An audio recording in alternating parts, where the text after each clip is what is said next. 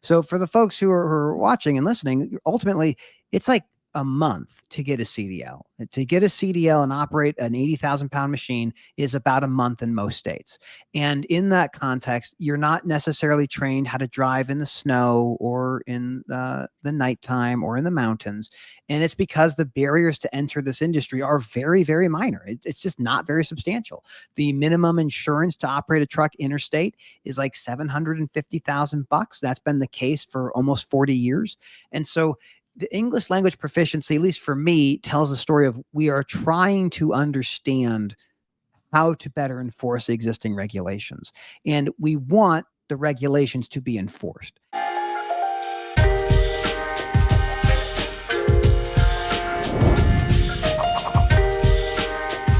Welcome into another episode of Everything is Logistics, a podcast for the thinkers in freight. I'm your host, Blythe Milligan, and we are proudly presented by SPI Logistics. And we've got an incredible episode for y'all today. We've got Matthew Leffler, host of Armchair Attorney, back on the podcast, and he's going to be talking about all of the legal drama that you've probably seen kind of floating around on the web, but maybe you're kind of like me where you just read the headline and you're like, oh, that sounds serious, and you just keep scrolling. Well, today is the day that Matthew is going to break it all down for us. Plus, we're going to get into a little bit of, content marketing side of things because you see his face everywhere. And then we're also going to get into maybe, we'll dabble a little into, some favorite TV shows or favorite movies that Matthew has seen over the last year or so.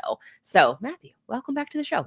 Blythe, it is always a pleasure to be here. Thank you for having me. I'm excited to once again return into the gauntlet. Into the gauntlet. That sounds. Yeah. I don't know if we can't get into TV talk right now. I almost got started, and then I'm gonna reel it back in because we got to talk law. But yeah, the gauntlet was reminding me of an MTV show called The Challenge. So I won't get into that, and I don't know if you watch that show, but I do not. Literally talk all day about it. Okay, we won't. We could say, you could just describe it to me. No, let's go. Let's talk about the law. There's so many things happening. It's wild. It's crazy. Well, you, as of recording this, so we were recording this at the end of August. And so there's it feels like a lot of things going on. And I think I just watched a video of yours where you were talking about the history of yellow trucking and how that case is still ongoing. I have an entire list of it. I have AB5 and worker classification. I have chassis choice and FMC ruling, the regulatory landscape, non-competes, safety, maintenance, M&A. Where do you want to begin? I would like to begin by saying it's always a pleasure to see you. So first of all, thank you for having me. It's great to be here. I think the biggest thing we see in the news right now is English language proficiency. That is what a lot of people are talking about for a lot of reasons, maybe not always. We can get into that. Just to kind of give some clarity on this, the English language proficiency has been the law in the books since the 1930s. So this isn't new. Like, this has been the law for a long time. It's been the enforcement has changed. And that's kind of the new kind of ruling from Donald Trump on executive order saying it's an out of service issue. So we are seeing 4,000 or 5,000 out of service issues with English language proficiency. Not a ton at the moment. And there's probably not going to be a big change in our overall capacity, but it has animated quite a few people. For better or worse, I guess you could say. It's one of those things where I didn't realize that this was as big of a problem as it is, and it from the outside looking in and just following, along with some of the President as Secretary Duffy, seeing what he has to say about some of these issues, and it just feels like we're missing the forest for the trees with some of this. Is that an accurate assessment? Because it doesn't feel like it's going to really impact anything except for, the outlier cases where, there's obviously like tragedy involved, and I don't want to downplay that at all. But it feels like we could be focusing our efforts in different areas of trucking that will have a much more safety impact than this, which is kind of feels like a little, just for clicks, for internet attention. I think the way I look at this, I think it's a fair take. I mean, realistically, if you're not going to dramatically increase resources for enforcement, you can't expect to have a different outcome in terms of safety of our vehicles and our drivers. So for the folks who are watching and listening, ultimately, it's like a month to get a CDL. To get a CDL and operate an 80,000-pound machine is about a month in most states. And in that context, you're not necessarily trained how to drive in the snow or in the nighttime or in the mountains. And it's because the barriers to enter this industry are very, very minor. It's just not very substantial. The minimum insurance to operate a truck interstate is like $750,000. That's been the case for almost 40 years. And so the English language proficiency, at least for me, tells the story of we are trying to understand how to better enforce existing regulations. And we want the regulations to be enforced. I would love to see focus on like vehicle maintenance. That's my jam. But realistically, I think this is just a thing that's more political than it is overall an issue. But I do think that our truck driving schools need to be much, much more closely audited about their outcomes. And I think we need to have more resources for state and local and federal law enforcement to monitor vehicle maintenance and driver qualification. And is this in a situation where more, shippers are going to make these kinds of demands? That's where I maybe see more movement happening versus like government enforcement, because that's where the problem is like this government enforcement of how are you going to find out? It just feels like something you can't scale versus something you possibly could scale. I would say that any shipper that's interested in finding a way to do some level of enforcement of FMCSA regulations should speak with their lawyers, because I think that's probably not a good solution. Maybe I heard of people using like drivers that use apps for translation interpretation, saying, I can't communicate with you, but here's this app. Can you talk to the app? And maybe shippers refuse to load them. That seems maybe reasonable-ish, but most shippers are very, very busy, and they are not qualified to administer what would likely be a test. And if you're going to test somebody for whether they can speak English or not, you're opening yourself up for some level of liability you probably don't want to have. Now, I do think I understand why they would say we want to do this, but I would also say if you're a shipper and you're doing something in the driver qualification space, you may open yourself up to liability if that driver has a catastrophic accident. I mean, there's so many pieces that can go wrong if you insert yourself into that transaction. It's the broker's job to select the motor carrier. It's the motor carrier's job to make sure they're following FMCSA regulations. Shippers probably ought not to do it, but I understand if they feel compelled to do it. Just talk with your lawyers if you think that's the outcome you want to do.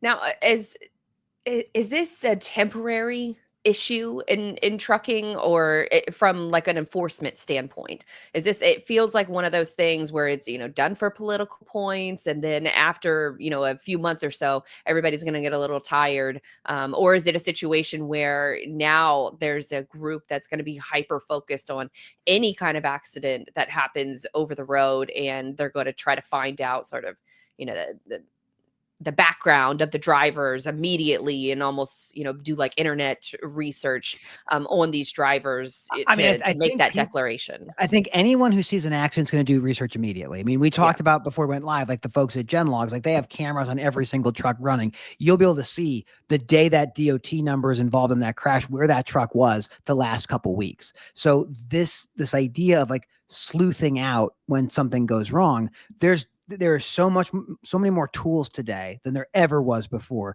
to dig into those things. But to your broader point, is this a blip, or is this going to be a long-term kind of outcome? My belief is enforcement is generally going to be a political thing, at least on the ELP side of things. I do think it's an out of service criteria. I think if you cannot speak English, it ought to be you can't drive on the road. But I would also mention, and we talked in other podcasts with you, is that like the out of service rate for commercial vehicles is 22%. That means 1 in 5 vehicles, if you and I went outside right now and looked at them, they would not be safe at any speed. So we have a very poorly maintained, very underinsured grouping of motor carriers out there that are not taking care of their equipment. And that's the stuff that really worries me. But again, I worry about everything. That's why I'm a lawyer. That's my job, is to be terrified of all the things. So why is this the first story that you bring up as far as like law? Why is this one like the most? I'm not even interpreting maybe that it is the most important, but why? It's not. Why? It's not. So I think the way to look at it is it has the most clout right now for a lot of reasons. It has a lot of traction in terms of what people talk about. But for me, it is not a big issue. The bigger issue, I would say, and actually we talked about this case before, a more recent development was the Werner case in Texas, where a truck driver who was involved in an accident but did not do anything wrong was found to be liable to $100 million. That got reversed just a couple weeks ago. So that there's other things happening that are far more important in our industry, but the ELP thing has kind of taken a lot of the air in terms of what media is covering currently. And it feels like it's for, not the best reasons that it's I want taken up a lot engagements, of air. Blythe. That's what I'm here for. I am here for the engagement. Because I Give me just want those to put it out there likes. that there are a lot of immigrant drivers that are doing a very good job, and they want to, they want to be as safe and get home to their families as everyone else. Like, obviously, there's going to be bad actors out there that are going to, sort of taint the I guess the online perception. But it feels very like politically motivated, and I wasn't sure from an outsider's perspective of how prevalent are some of these issues, and is it really a problem, or is relative to the overall amount of trucker accidents, how much does this play a role? I think for me, I don't think it plays a major role. I think for me, I look at this and say it highlights a broader trend. And the broader trend is that we have we talk about this, limited barriers to enter this business. To be able to get a CDL in under a month and then operate a vehicle, and maybe you're leased on, maybe you find a way to go work for a company. The average truck driver today makes about $50,000 a year. If you go back in time to 1980, the average trucker made, adjusted for inflation, $130,000 a year. Wow. It's a different world than it was 45 years ago. And we look at it and say, well, what happens when things get cheaper? It means the drivers are less qualified. It means that the equipment is less maintained, because in the old days, a unionized motor carrier had a driver says that truck is unsafe. If you put that driver in that truck, you have a grievance. You may lose your job. Today, if you say that truck is unsafe, it's get in the truck or you're fired. So it's a different calculus. So the English language proficiency, at least for me, highlights, hey, maybe we should just enforce what the rules are. Don't go looking for new rules, and it would likely be a better outcome. But it requires money. And if we as Americans want to spend more on stuff, then we're going to have to, that's what safety is going to cost. It's going to cost us spending more money on stuff. Now, the truckers who are listening to this are going to get mad at me for bringing this up, but does autonomous trucks kind of help here? Does it help some of these onboarding issues and level of training issues and ELP? Does that help here? I think the autonomous piece is going to be the biggest change in our industry since deregulation. I look at our industry from a lens of three major events. The first one was containerization, the idea that you could take the entire world to agree on a singular method for moving things across the globe is insane. But when you look at the cost savings and the safety of those containers versus what they did before, you would never go back. You would never go back. Deregulation did this new thing where now anyone can be a truck driver. You could have brokers. They didn't exist in the way they do today back in 1980. Autonomous trucks are here. They're here now. They're running intrastate. So Houston to Dallas, Kodiak is running them. Aurora is running them. But longer term, they will absolutely be part of our supply chain. And we are in this phase where it's the normalization phase. You fly into Phoenix, you see Waymo everywhere. You don't see those in Chicago yet. You don't see them in New York yet. But once they become everywhere, what happens? And I think autonomous trucks do the thing that we've always looked at doing, which is, how do I reduce the cost of moving freight? And in our industry, it's labor and fuel and assets and maintenance and tires and insurance. And this tackles labor. So I think it's inevitable, but I also think that they're going to be better maintained than most commercial trucks on the road today. What about the LiDAR cameras that are, have to, be on every autonomous truck? Does that, I mean, I just see these big cameras on the side of like autonomous trucks, and I'm like, that doesn't look cheap. And Yeah. imagine if the truck hits something or something else hits that camera, that's got to be a $50,000 repair right there. Does that maybe add on to the cost of shipping goods if we go fully autonomous, and then, all of these technological improvements to the trucks? Does it really offset maybe? I would say it's a legitimate question. I think they wouldn't do it if it wasn't going to save money. Hmm. They wouldn't do it if it wasn't going to save money. And so you look at the autonomous kits, maybe it's $50,000 or whatever the number is to upfit and install these things.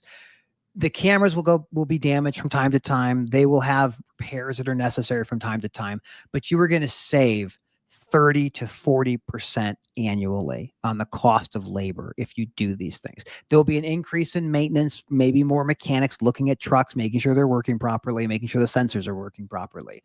But this is the next phase of the independent contractor. Hmm. It was a W-2 unionized driver, then it was a non-union W-2 driver, then it was an independent contractor, and the natural progression is how do I reduce the cost of labor further? And that is autonomous trucks.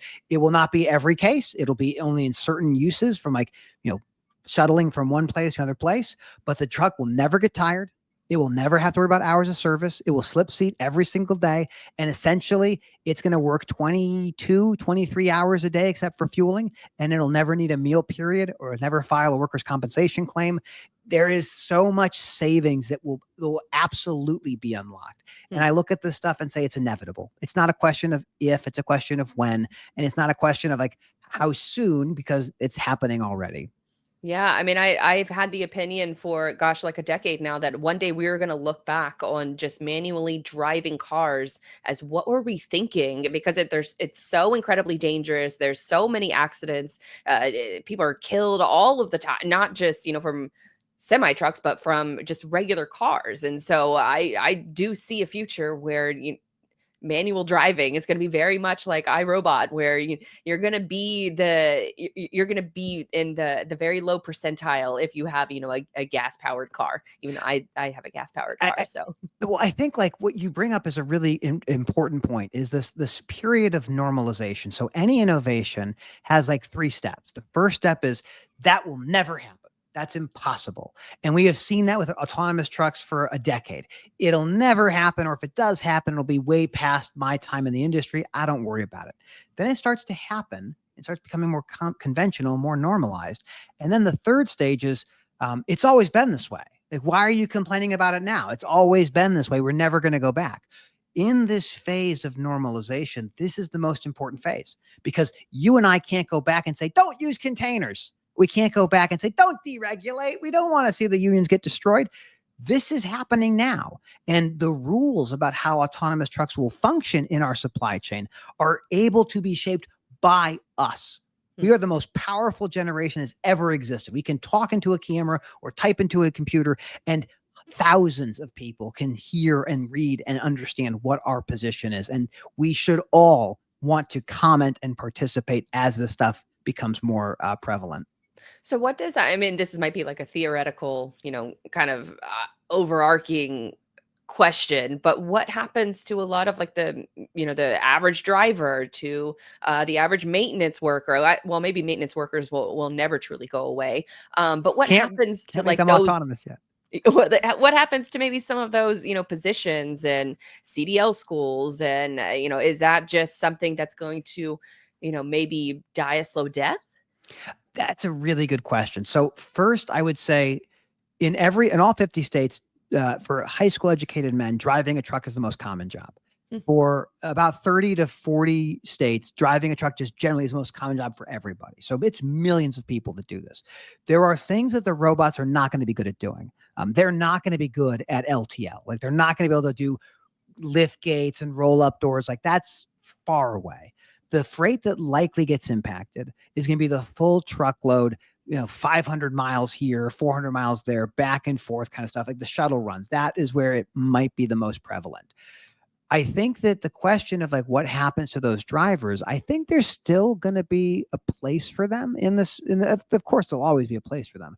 There'll be new jobs. So an example is like a remote operator. So someone who can take control of a truck without physically being in the truck.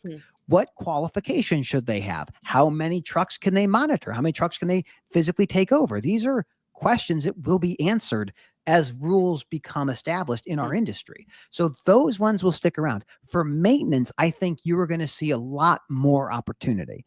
There will be, if just because we don't have human beings as drivers in some cases, The pre and post trip inspection is still the law. You still have to have someone look at that asset before you use it and after you use it. So there will be an opportunity for mechanics to do more things. But I think the way the autonomous trucks companies tend to talk about this is they'll take away the jobs that drivers tend to dislike. And the ones that drivers do like, they get to keep those. I don't know where it plays out, whether it's 5% or 10% of all freight moves with autonomous truck, but there's no doubt 8% will. And when that door opens, it will never close. Yeah, because I mean, I just took a trip to Austin, a couple months ago, and the Waymos were everywhere. And if you would have asked me if I could put my money on, the bets of autonomous, I would have bet that autonomous long haul routes would have absolutely taken over way before a company like a Waymo, where they, there's so many more variables whenever you're in like an urban, densely populated setting. And so I never thought that would take over as quickly as it did. I was still a little annoyed when I was in Austin. I actively multiple times per day tried to call one and tried to get one, but I think it's only available for Austin residents, which is I was a little annoyed about. Well, so I haven't actually got to ride in one yet. I think the piece you brought up is really interesting, because what that kind of demonstrates is the technology is here. The technology is not like a what if. It is existing now. What is not here is a federal regulatory framework for how to treat those things. So people can run in an autonomous truck, or as a safety driver can be inside an autonomous truck doing stuff intrastate, but the technological barrier to haul it to another destination is it's not a technological barrier. It is a legal barrier. And what I caution people about when it comes to autonomous vehicles is I look at the ELD mandate, and that's probably the closest approximation to like a technological transformation for our industry. We operate in our industry with a self-certification, which means I fill out a form, I submit the form, and the federal government says you are certified as an ELD provider. There's about 1,000 ELD providers right now. There's about 250 that have been revoked. So if you were to look at when the date of the creation of the ELD mandate, it's like every month 2 or 3 devices are pulled off the market. Wow. So why? Well, sometimes it's because the manufacturer says we have a new model and this one's not going to be supported anymore. Sometimes the company simply lied about what they're capable of doing, and you only find out that it's not actually doing it when a driver gets in trouble or something bad happens and they go, oh, the device malfunctioned. In Canada, they do not allow self-certification. The government looks at what you're trying to sell and they say, we will let you sell this because we've tested it. So I am very skeptical of what the manufacturers say that they can do. And ultimately, we need some level of regulation around that piece of it that has certainly not been discussed or really kind of promulgated anywhere at this point. But it's something we need to be aware of, because I don't trust the manufacturers to do anything. I mean, they'll make good products for sure, but we need something from the government side that says that's okay and that's not okay. So it sounds like, if I'm kind of reading between the lines, is that there is, we are witnessing an evolution of a job that has existed in its present form for, a few decades now. And that job is largely evolving into, more technology. I do have to preface this with, I am a tech optimist, but I also, in the roles that I have, I can also see where certain technology is going to impact the work I do and my potential to earn income in the future. And so if that's happening in my area of work, I know it's happening in other areas of work. And so from that lens, does this kind of, is it almost like adjusting, or not adjusting, but leading us into a new era of what a truck driver looks like, and and from that, or how they even work, because then there's another issue of AB5, and that one is out of California, and That's so right. that is independent contractors, right? Where for worker classification, and I guess a law that had good intentions has unintended consequences. Can you kind of break that down for us? Because I think it ties into, all of this, I said, sort of evolution of the truck driver job. We will look back 10 years from now and we'll realize that this is a very interesting time. And it's a blessing and a curse to live in interesting times. You're right. This is a new era of autonomy.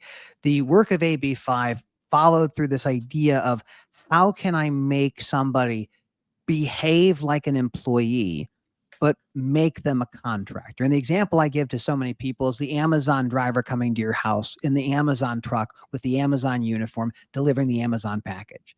That driver does not work for Amazon. When the FedEx ground driver with the FedEx ground truck and the FedEx ground apparel walks up to your house and delivers the package that has FedEx ground on it, they don't work for FedEx ground. The idea is you can find a different type of business relationship where each party kind of says, we're independent businesses. We don't have to pay for your PTO or your workers' comp or your unemployment. So AB5 was a codification of a California Supreme Court case. And codification just means, hey, there was a Supreme Court case. We like what the Supreme Court said. We're going to make a law in Congress, our legislative branch in California will pass it, and then the governor will sign it, and now it's an actual law. So the AB5 test, as it was, is this three-pronged approach deciding whether you're an employee or whether you're a contractor. And when you look at this, and I think we've talked about my example of this, I think, it's like, what's a planet?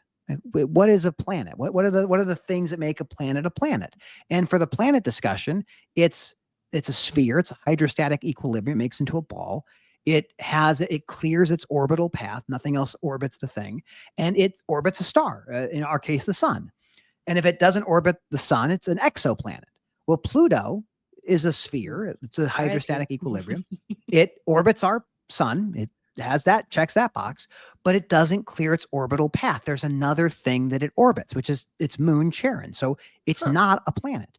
That's the same with AB5. AB5 comes and says, you are not a contractor. The only way you're a contractor is if you pass these three things. It's control, it's outside your business, and it's other customers you might have. There's a whole list of these things.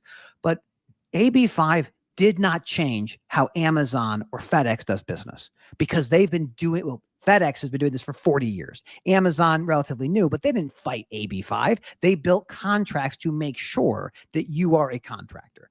For companies that were sloppy, yeah, you got dinged. You got in trouble. You could get in big trouble. But it wasn't the government coming after you. It was your former contractor suing you and saying, I'm an employee. You got to pay me back wages, and then winning. So AB5, again, for me, nothing catastrophic. It was just the same thing as it's been for decades, but with a new flavor of it being a statute that the California legislature passed. I think I also heard that there were some unintended consequences that came from that, especially when it comes to drayage drivers. Drayage is such an interesting, yeah. So to talk about drayage, like the way drayage companies typically work, and this is not always the case, but it's probably mostly the case. I say, Blythe, you are an independent contractor and you're going to do dray work for me. I will pay you $100 for every box you bring into my yard. And you'd say, great, Matt, I'm going to go get a box. You get into traffic, you get a box, you bring it back, I gave you $100. Some days there's no traffic. You give me 5 boxes, I give you $500. Some days there's really, really bad traffic and you only get 1 box from me and I'm paying you $100. But I'm your only customer. You work exclusively for me, and I'm only paying you $100 per move. What ends up happening for the dray providers is that you have to make a decision. If you're doing it that way, it's 2 independent contractors and I'm the only customer, that's probably an employee. That's probably somebody you got to be paying minimum wage to.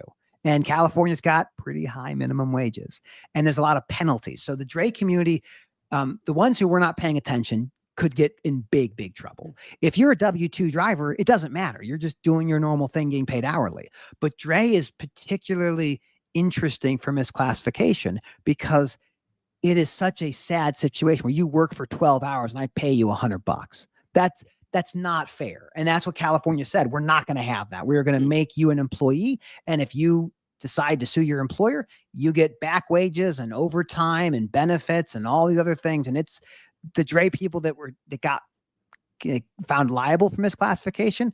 A lot of them go bankrupt because it's very difficult to survive that litigation. Yeah, and I think with that law in particular, they were trying to target like the Ubers and the Lyfts of the world where they have all these demands with their drivers, but then the drivers got no benefits whatsoever. Yeah, so the gig companies, the ATA could learn from the gig companies. The gig companies spent over $200 million lobbying for a thing called Proposition 22. And what Proposition 22 essentially allowed is to exempt the gig companies from AB5. It was a specific go to the people of California, give us a referendum. Because what Uber and Lyft and DoorDash and Grubhub, all those companies went to California's leaders and said, if you classify our contractors as employees, we are shutting down operations in your state. We're not going to do business here. And they were probably correct. They probably wouldn't have done business there if they would have stuck around, but they spent a whole bunch of money, and money can certainly get you policy if you are investing it properly. Don't you feel good now, Blythe? Don't you feel good about that? I'm just like, there's so much. Everything is against us. Everything's trying to kill us. I'll be very clear. I'm on the side of the robot. Microplastics, like Oh, those are the seed best. oils, like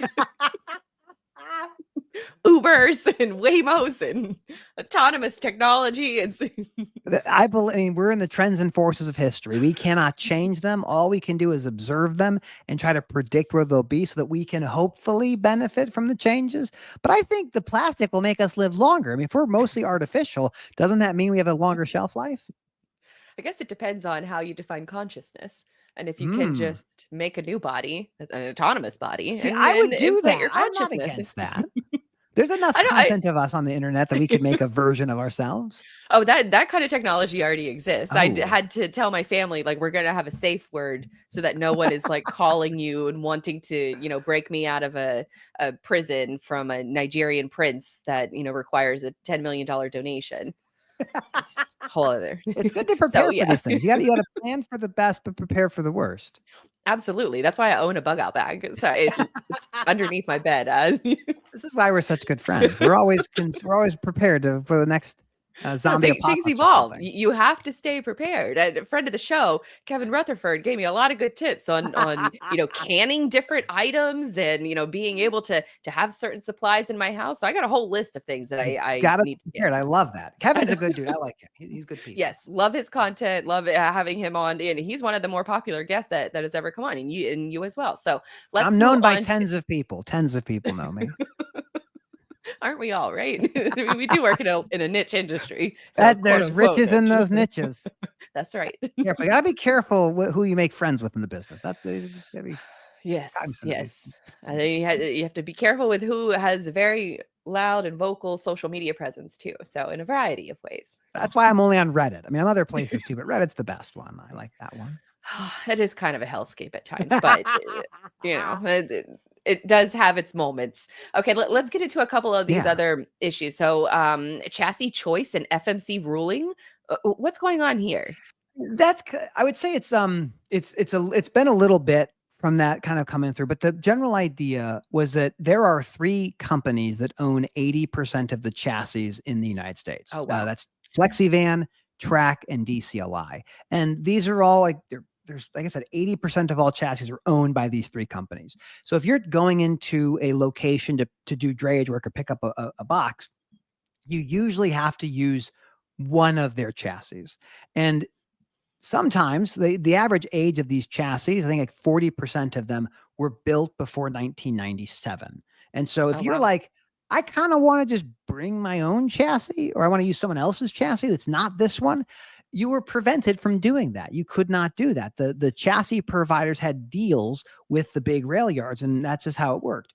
The ATA and their intermodal division helped lobby and fight against this idea of like not having chassis choice. So what chassis choice really means is it allows the motor carrier or the dray provider, whoever, to bring their own equipment and not have to pay for the presumably junky equipment from one of the big chassis providers. We are in a very different time. There's a lot of equipment available. And so companies that invested a bunch in new chassis, some of them are still sitting, waiting for someone to come and borrow them or rent them. But I think that's what chassis choice is about. It's about letting the operator decide what chassis they want to bring for when they're picking up those boxes at those ports and rail yards. And so what kind of barriers exist right now? Is it just simply lobbying or contracts in place by these big three?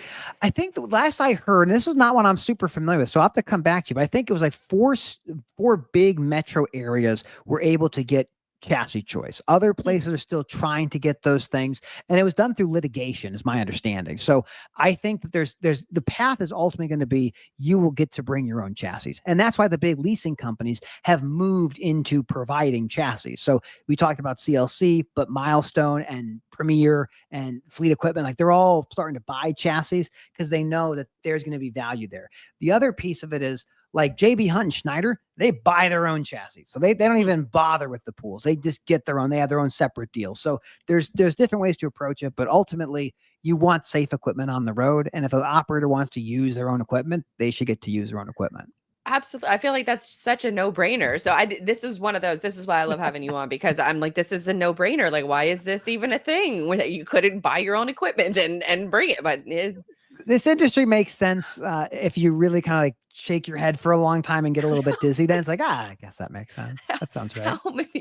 How many of these, like, I don't want to say like not lobbying efforts, but how many of these, I guess, sort of just market controls exist throughout the industry? And I imagine that they're probably very largely entrenched, and they have been for a long time.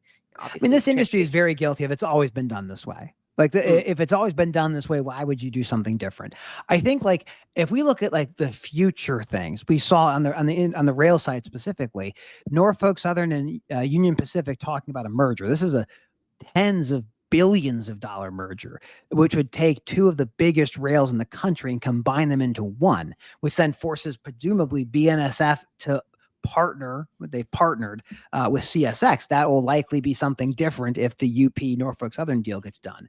You're going to watch the rails consolidate further because the rails competitors are not the other rails. The rails competitors are the over-the-road motor carriers. And so they're trying to take more space there. So all of these regulations in place to make like the old business models sustainable, those are going to get chopped apart. They're going to get chopped apart and taken down, and new things will pop up.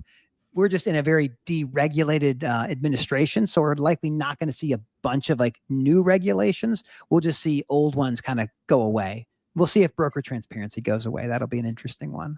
Well, let's hit on that one too. Well, we stirred the pot enough already, so let's just keep it going. Here's what I would say about broker transparency. The FMCSA has about $1 billion a year budget with about 1,000 employees, and they are tasked with monitoring and regulating 550,000 motor carriers, 25,000 brokers, 4,000 interstate bus companies, and millions of commercial drivers. And if you're in favor of broker transparency, you want to have the FMCSA step in between the contracts between brokers and motor carriers and enforce them. Our out of service rate for trucks and trailers is 22%. They don't have any ability to do this. So for me, it is outside of their mandate. We shouldn't have it. Not to say that a motor carrier can just say, I'm not going to work with a broker unless they allow me to know how much they paid for that. They got paid for that load. So what we have right now is there were 2 comment periods. So the FMCSA opened up a comment period to make new rules on the broker transparency. The main thrust of the new rule was, 1, you had to produce the records within 48 hours, and those records had to be electronic. So the old days, Blythe is like, you're like, hey, Matt, you're the broker. I would like to see how much you were paid. I'd say, Blythe, of course, if you want to come look at the records, they're going to be available in St. Charles, Illinois, a couple thousand miles from where you live, and they'll be available from 1 p.m. to 4 p.m. tomorrow. And you'd say, I can't get there. I'm like, that must really suck for you. That's what the brokers were doing. But the reality is brokers were making the motor carriers sign waivers. And the waiver would say, I completely waive my right to see the records of the broker transaction. Those are not likely to be impacted by a new rule on broker transparency. So the rule would not make any major differences, but it's still in the main topic of people talking about.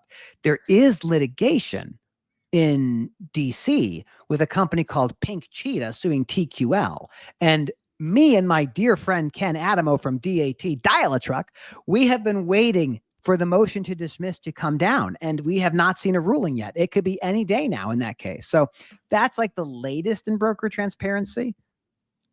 It's just one of those things where it's, as a business owner, it's your responsibility to know how much it takes to run your business, and then 100%. how much you're willing to charge, and then is somebody else going to pay you that amount, and then can you do that over a long period of time and have a sustainable revenue, sustainable income, sustainable costs. It should be no business of yours to worry about how much someone else is getting paid. That's my personal, as a business owner. Yeah, I mean, I agree with you. The thing I would look at is like when I had my clients, my customers, when I was fixing equipment, and they would say, "How much did you pay for that starter?" or "How much you pay for that widget?" I would happily show them this is the cost that I bought it for, and I marked it up 10%. If they asked me, I would happily do that. If they asked me for every single part every single time, I'm just not going to work with you. That's too much of a labor intensive process. And so for motor carriers, I think the challenge you're going to find is, one, you have to know your own cost. You have to know what it takes to do what you do. But if you think that you're getting money off the table because you don't know how much the broker was paid, I don't think that this is the right way to do that. There's better tools available for truck drivers to know what they can charge for their services. And brokers will likely blacklist anybody who does repeated requests, even if there's a waiver in place. Or like, this is just too much of a hassle to work with. Right. And if you become too difficult, nobody is going to hire you. And so that's another, part of being a business owner is being, somebody pleasant to work with. Otherwise, Yeah. as a contractor, they don't have to hire you. Absolutely. I mean, you don't go to Amazon and say, well, how much did Amazon pay for this thing? You say, how much am I willing to pay and how fast do I want it? That's like the thing that we ask. So I think the broker transparency, my hope is that it goes away. I don't think it's very valuable. A little silly. I'm far more interested in like understanding people's perspective on broker liability. When can brokers be liable when truck drivers have accidents? That's super important. Broker transparency, it's not interesting, and it should not be a law that the FMCSA forces or continues to work with. And it's one of those, there's that famous graphic. I think it's, I can't remember. I'm blanking on his name. But he says, he sends over a copy of an invoice, and it says screw on one line is like 10 cents. And then on the next line, it's knowing where to put the screw is $10,000. And Absolutely. so, industry expertise, your career focus, like that is your expertise, is what you should be charging a premium for. And based on what the market wants to pay you and how you convey that value is solely up to you. And that is sort of the blessing and the curse of being a business owner. Absolutely. And you can look at publicly traded companies like C.H. Robinson posting their profits. They are not making 40% margin. Like, that is not the world that they live in. So there might be brokers who make good money on certain loads and lose money on other loads, but it's about the aggregate. So again, I'm with you. I think you run your own race. The more you look at other people's plates and wonder, why is my plate not as full as theirs, is the wrong mentality in this business. Yeah, 100%. Okay, let's go into a little bit of non-competes, non-solicits. That's still an ongoing issue. I love talking about post-employment restrictive covenants. I call them perks. They're perks of the job, but they're the opposite of perks because they're things that control you. For the folks who are new to my diatribes on non-competes and non-solicits, let me quickly explain them. They are, I said, post-employment restrictive covenants. After you leave, you have a restriction of what you're allowed to do for a period of time based on a promise that you make. So the FTC tried to ban non-competes. That was immediately sued by the U.S. Chamber of Commerce, but the ATA and others made comments saying, if you do this rule, we're going to try and stop it. It was overturned. The ban was stopped. And the Trump administration, as you might imagine, was like, we love non-competes. We don't care about this. So the non-compete ban was knocked down. It is not coming back. It is very unlikely the FTC will ever try and do something like this again. There are other ways they could try and tackle it, like forcing disclosure of the non-compete before you apply for the job. Like, that is probably legal, but they do not have the ability to go in there and ban non-competes entirely. And it's 30 million American workers have non-competes. It's 1 in 5 workers have a non-compete. So it's everywhere. It's not just transportation or media. It's everything from doctors and anesthesiologists and anyone else you can imagine, except Blythe, except for lawyers. We are ethically prohibited from signing non-competes. Though, if you work in-house and you do sign a non-compete, you're probably bound by that non-compete. Oh, The other one is the non-solicit, and that is okay. that just means you are not allowed to generally solicit a former customer, a former vendor, or a former coworker for a period of time, usually a year, maybe 2 years. There are no new regulations on non-solicits. And the important thing about a non-solicit is it means you can't reach out. But if your former customer or your former vendor or your former coworker is like, hey, I saw you went somewhere new, can I go there too? That's probably okay. But I will preface this by saying, don't take legal advice from a podcast. If you think you need a lawyer, you probably do. And it's not me. Unless you're paying me, then I will be your lawyer. Don't, there's nothing I say is meant to be an attorney-client privilege. And don't take legal advice from a podcast. I'm sure you've seen Jurassic Park, where John Hammond is talking about the blood-sucking lawyers. So that's the only quote that I could think of. We're a very special. I mean, thankfully, the autonomous things have not necessarily come for the podcasting lawyers, but they're certainly coming from the lawyers, and I think they're probably coming from the podcasters too. Yeah, have you tried Notebook LM? We are we have an expiration date, much like the dinosaurs. I can't wait. I can't wait. It's amazing. Modern technology. All right. So I'm looking through the rest of my list of all of the law cases that have gone on. What about the one, I think it was so tragic that it was somebody else, another car crossed the median and hit a truck driver, and then that company and that truck driver were being held liable for that accident. Yeah, what was that one about? We alluded to that earlier. That's the Werner case in Texas. Oh, so okay, let me set the stage for the folks who have not heard about this case and give you a refresher of how horrifying the set of facts was. There's a driver for Werner. He had been driving for about a week, so brand new CDL holder. His boss, the trainer, was asleep in the berth of the truck.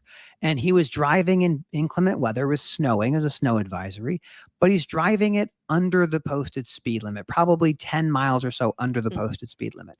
In the opposite lane, the opposite side of the highway, another vehicle is traveling too fast for conditions. They lose control, spin out, cross 42 feet of grassy median, and collide head on with the truck owned by Werner Enterprises. And in this catastrophic accident, one child dies, another child is paralyzed, and another one has traumatic brain injury. And the question is, who's at fault? Who's responsible for this? And it goes to trial. And at the trial court level, the jury came back and said the driver for Werner was liable to the amount of 14%. They take percentages and assign the liability. So 14% for the driver for Werner. 16% was assessed to the driver of the pickup truck. But I'm not a math guy. I'm not Jason Miller or Ken Adamo. I'm a simple country lawyer. We're missing something. And that missing 70% was Werner. Werner was found to be liable to the amount of $100 million. Why? And the argument that was made is that Werner was supposed to do training for this driver in bad weather. And this driver, had he gotten that training, or had the dispatchers told him, you should be going slower. Not that he was driving too fast, because he never lost control. The argument was essentially, if this truck was going any slower, this accident wouldn't have happened. And that's true. Like, it is true. If that truck was going slower, that vehicle crossing the center line would not have hit it. But that is not how causation works. And causation is this really special legal topic that's really the simplest way to describe it is, but for this thing, would this other thing have happened? And so who caused the accident? Was it the driver for Werner, who was essentially the wrong place at the wrong time, but going maybe a little fast, but still under the speed limit? Yeah. Or was it the driver in that pickup truck who was driving way too fast, who lost control and did an incursion, it crossed the median, hit that driver? Is it their fault? Well, it went on appeal. And at the appellate court, they said, Werner is at fault.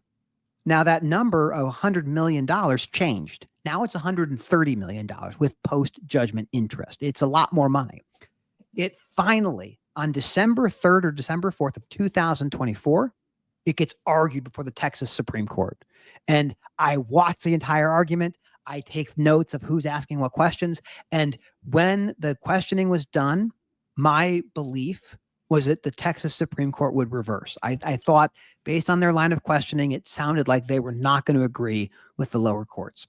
And just, I think it was June of this year, 2025, they come out and they say, Werner's not at fault. It's a terrifying set of facts. It's sad, sad, sad. But just because Werner was there doesn't mean that they caused the accident. The accident was caused by that pickup truck. That's what happened. Now, if I'm a jury and you see this case, you see a dead kid and a bunch of injured kids, and you see a big business, it's easy to go. Like, it's clearly their fault and they got all the money. But that's not how the law works. It's not how it works. So that case is probably the most important liability case in our industry right now. And Werner was vindicated. They were vindicated at the Supreme Court level for the state of Texas. And so that case is now done. That is done. You know, that's because if it were to have not been in Werner's favor, then that would have had from what I understand, a cascading effect versus. I mean, the question is, like, if the Werner case had been upheld, what that would mean for you and me and anyone else on the road is that you would have to anticipate another vehicle colliding with you in the opposite lane of traffic. It's impossible. Like, I go down the highway, I'm driving 60 miles an hour, 70 miles an hour, and I see another car.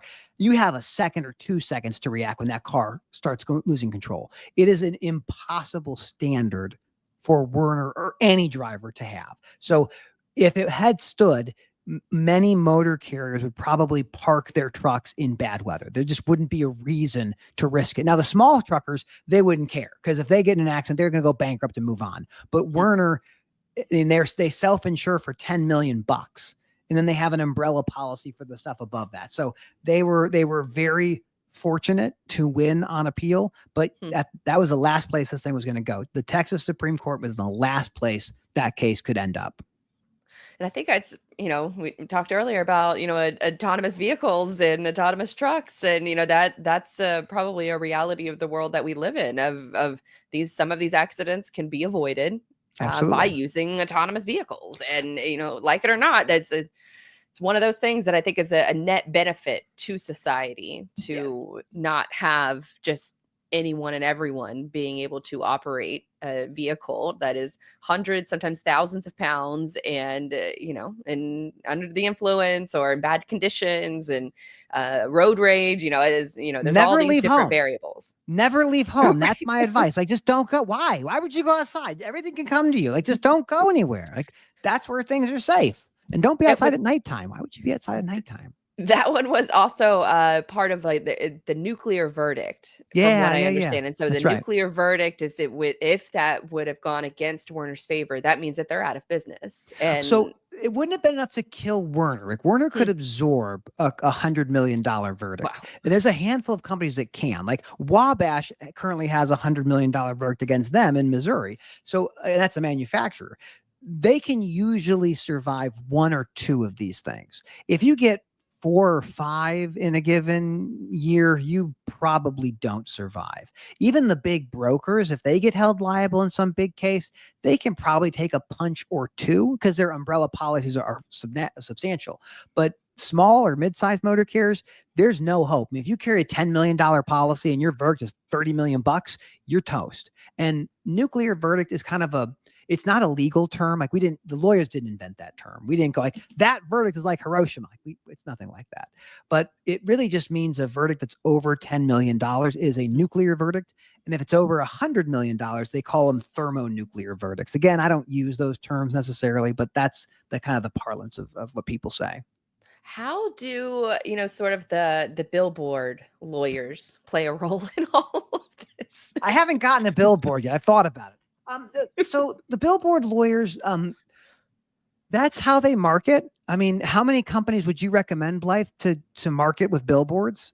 It feels like they're the only, going against truck drivers. It feels like that's the only, I guess sort of, well, maybe not the only one, but like injured in an accident, call, so-and-so, involved in a truck driving accident, call so-and-so. And it feels like that's the only like lawyer focused billboards that I see. Absolutely. So You're exactly right. Because like lawyers are terrible advertisers. They're terrible marketers. They don't know how to communicate what they do. Some of them are okay. Some of them are fine. But the billboard lawyers are the ones that they basically want people to know if there's a truck, associate their name with it. That's the whole point.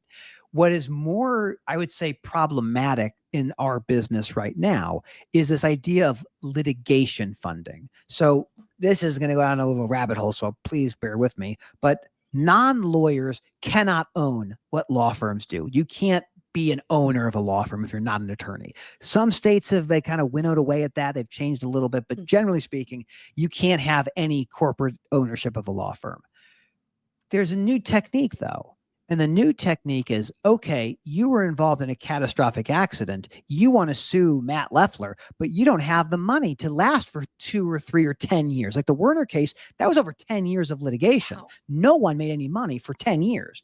So there are these companies that come in and say, I will loan you money. I will take an interest. I'll take equitable ownership of a part of your potential recovery. It's like betting on whether or not the case is successful or not.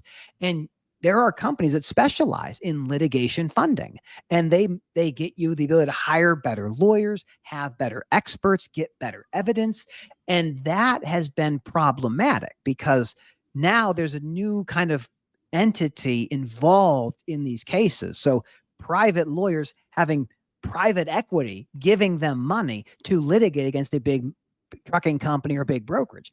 That is new. That's new-ish. And that's something that you don't see on billboards, but in the circles of lawyers, like we all know it's happening.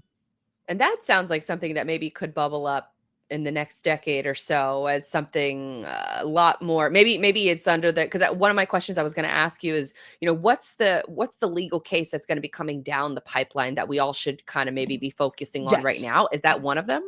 I would say no. I would say litigation funding is interesting, but it really doesn't change the real dynamics. Like if I'm a plaintiff lawyer and someone's going to give my client money and they're going to take part of the interest, I don't care. Like I have a client, like I'm a fiduciary to that client. Whoever else you want to get involved, like I couldn't care less. But like that's my client. It's like when I'm an insurance attorney, the insurance company is paying me, but you, the truck driver, you're my client. Like I love the insurance company's fine. That's who pays the bills, but that's not my client. That is not my client. What I think the biggest case that is happening in the country right now, and it is something that I've talked about a little bit, but we talked kind of adjacent to it earlier before we started recording, is this case called VOS Selections versus Donald Trump. This case has to do with a statute called IEPA, the International Emergency Economic Powers Act of 1977. This case is so important. So let me set the stage. And I know we're getting close on time, but this is going to take me a minute because you need to know this. And your audience needs to know this. The emergency powers of the president are incredible. And no one truly knows how much power any president has in an emergency. And we do want our presidents to have power in an emergency. If there's a hurricane, we want to go send relief. We don't want Congress to vote on sending relief. We want to go do it. If we are attacked by a foreign entity, we don't need to go to Congress and say, hey, can you give us the money to go send troops? Like we just do it. So there's an important piece of what emergency powers are. But IEPA is the newest version of the economic powers you have in an emergency. So I think it's April 2nd of 2025, President Trump comes into office, or he's been in office for a bit, and says, I am declaring a national emergency. It has to do with trade deficits and other things. And because of this emergency, I am going to give every trading partner in the entire world a tariff immediately. Now, that is not the power of the president in a non-emergency. Like that is Congress's power to do this. And so using IEPA to say there's an emergency then triggers all these other kind of things. So what ends up happening in the IEPA case is that Trump says there's an emergency and Congress can actually pass a bill essentially and say, yes, there's an emergency, or no, there's no emergency. If they were to have said no emergency, it would have gone to the president and he would have likely vetoed it and said, no, I think it's an emergency. Hmm. But if you get 2/3 of the Congress to say it's not an emergency, then it overrides the declaration. But Blythe, who's going to get 2/3 of Congress to do anything? It's impossible. So this case of VOS selections is this little company in New York who's like, we're getting hammered by tariffs, and we do not believe that Donald Trump has the legal power to assess tariffs this way under this particular statute. And it moved fast. At the district court said that Donald Trump did not have this power. And the entire tariffs that were put in place on Liberation Day were stopped. For a single day, they were all done. And then the federal appellate court jumped in and said, no, keep the tariffs in place, appeal it to us, and we'll tell you what we're going to do. So it's the Court of International Trade is a U.S. district court. It goes to this federal appellate court. And the federal appellate court a couple of weeks ago heard oral arguments. The lawyers for Trump, the lawyers for VOS selections, other lawyers, they all kind of came and gave their stories. Even 33 senators filed an amicus brief, which is like a friend of the court brief, saying, we don't think this is appropriate. We don't want this to be the case. We don't think IEPA gives this kind of power to the president. We don't think it's meant to do this. And what we have are fundamental questions of American democracy. We have what I would call a three-legged stool: judicial, legislative, and executive. And each one checks and balances the other. They can't give the other branch power. They're not supposed to say, this is for you. You can have our power. And IEPA is this case that is probably the most important case in our lifetime. And when I talk to my more conservative friends, I say, imagine that like your worst political nightmare. Let's say it's AOC. She gets into office and she says, there's a national emergency on greenhouse gases. We need to tariff every internal combustion engine 5,000%. Could she do that? Under this thing, absolutely.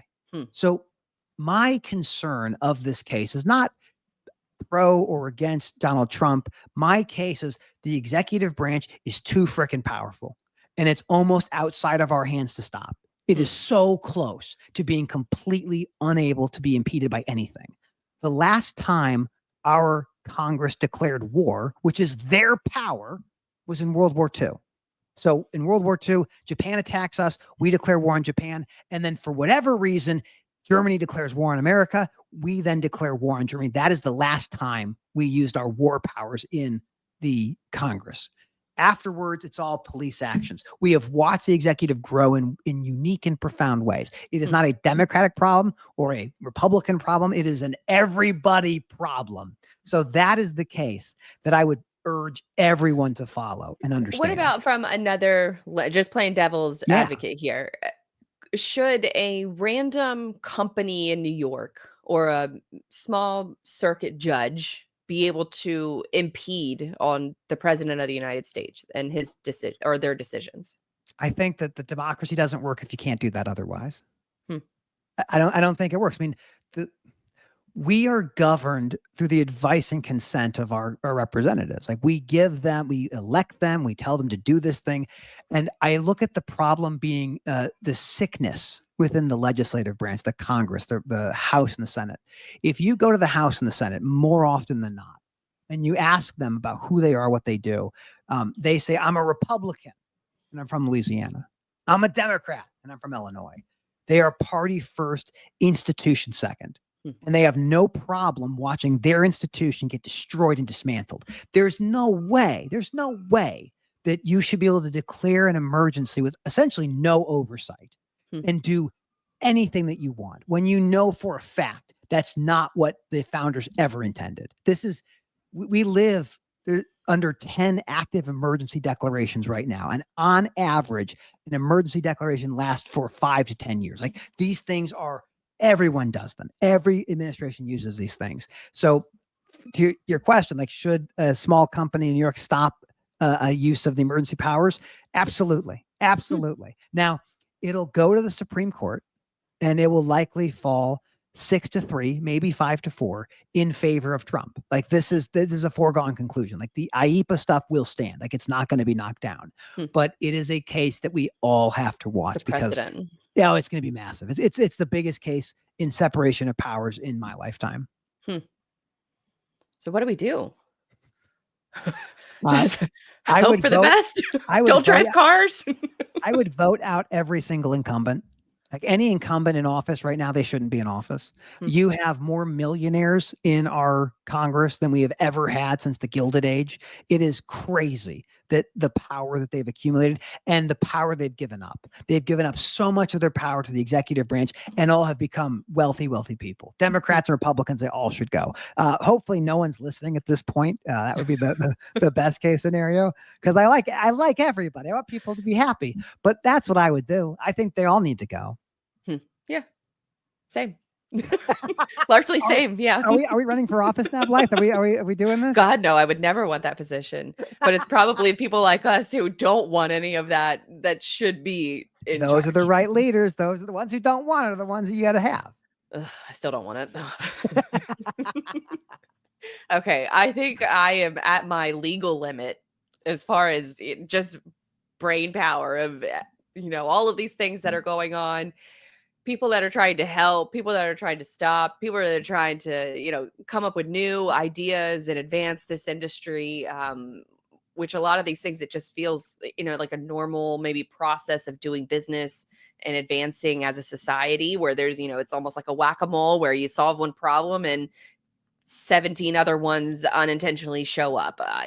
Where do we kind of go, like if you work in logistics, where should we kind of go from here as far as like paying attention to these stories? I mean, obviously follow your podcast, and all of your different updates, but how many of these are I guess realistically going to impact our day to day?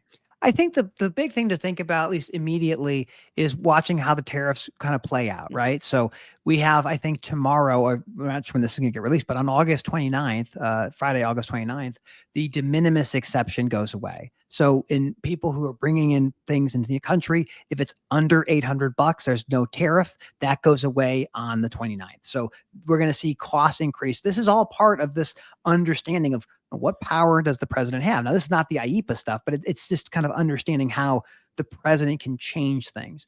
On IEPA, it's a case you have to follow and understand. I mean, just as an American citizen, you just need to know, like, what does the Constitution say and what does it mean? And like, you need to look at these things.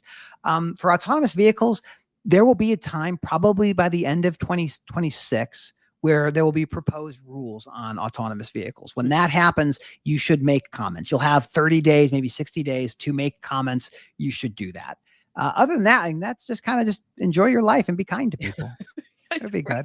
And don't watch Rings of Power. It's so bad. It's so bad. I tried to tell you years ago how much of an abomination that show is. But in fairness, like the other stuff, what is it? Game of Thrones is also terrible. All terrible. I mean, it was House of Dragon, and season 2 really did jump the shark a little bit. And I don't know who to blame yet, but I tend to blame the merger of the new HBO executive or the new Time Warner. I think it's Time Warner executive that told Game of Thrones or House of Dragon to go from 10 episodes to 8 episodes, and I don't like it. Yeah, I obviously, because I think if anybody who watched that season 2 I thought was fantastic. Season 1, let me correct myself. Season 1 I thought was fantastic. I would like to because your husband's a big comic book fan, right? The biggest. Yes. Okay. I would like every night before bed. I have a question I'd like you to ask him. Okay. So and you will like this question too. All right. So Sauron made the One Ring, and the One Ring was it's a lot of his essence and his power is inside this ring. And the idea is like, who could claim the ring? Like could Saruman, could Gandalf, like it's questionable if they could claim it or if just Sauron would conquer them mentally. I would like to have your husband answer the question. Could Victor Von Doom take the ring and claim the ring and actually beat Sauron in a contest of wills? Because Dr. Doom, he is a human, but he's the second greatest sorcerer in all of Earth. I mean, underneath the Doctor Strange, he's the second greatest intellect behind Reed Richards, second greatest engineer behind Iron Man, and he's known for having this incredible sense of will. And there's a lot of comic book feats that I think he could tie into. Like, could Sauron overcome? Like, could he overcome Sauron's will? And I have my own beliefs, but I'm not going to share them with you. But I think you two should talk in depth about this.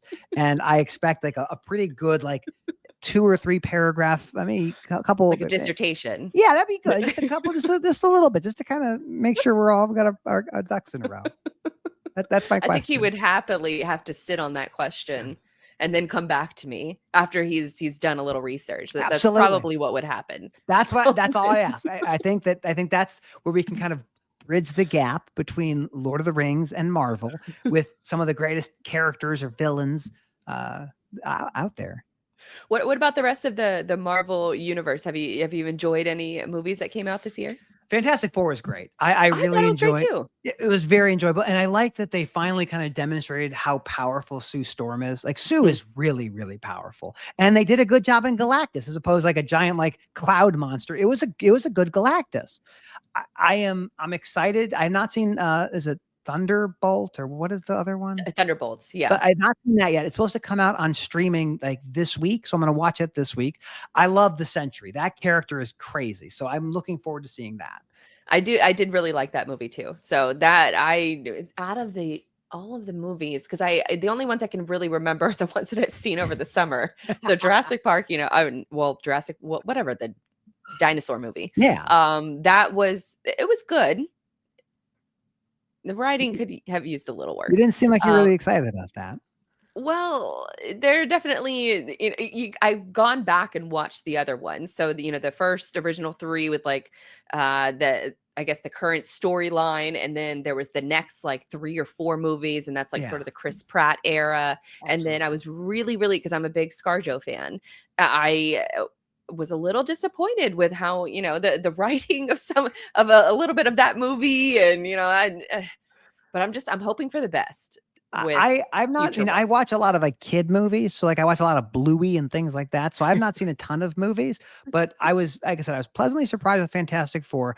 I'm looking forward to the next iteration of the Marvel stuff. Like, I love Doctor Doom is my favorite fictional character ever. Like, I love Doctor Doom. There's no one cooler than Doctor Doom.